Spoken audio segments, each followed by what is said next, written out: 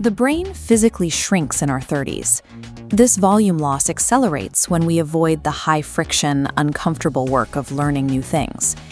Passive habits, like checking off a daily Sudoku or playing basic online brain games, are rarely enough to stop this decline.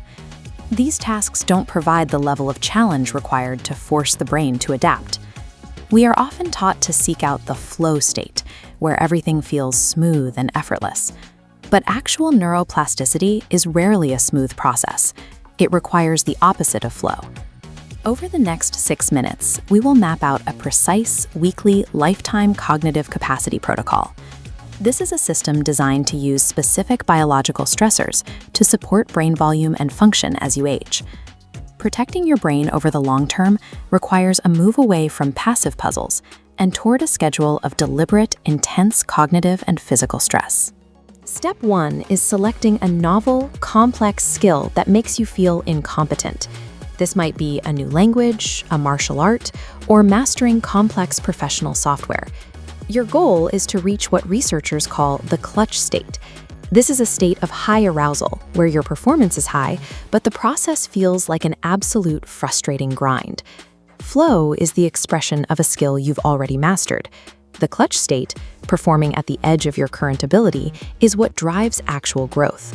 When you make errors and feel that mental friction, your brain releases the chemical signals required to trigger neuroplasticity.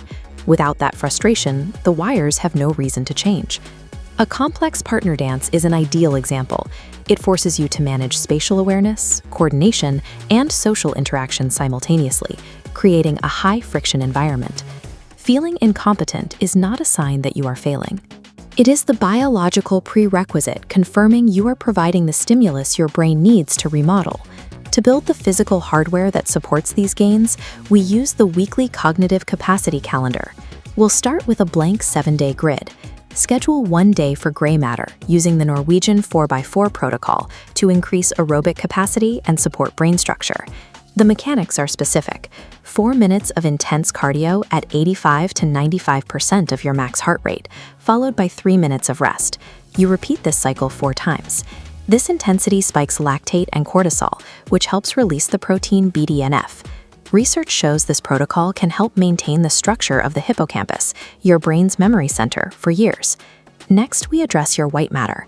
Return to the calendar and schedule 2 separate days for heavy, multi-joint resistance training.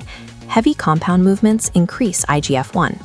This supports the health of your white matter, the processing highways of the brain, which is a key predictor of how well you maintain executive function as you age. Intense cardio supports the memory centers, while heavy lifting maintains the processing speed. Neglecting either one leaves the brain's hardware incomplete.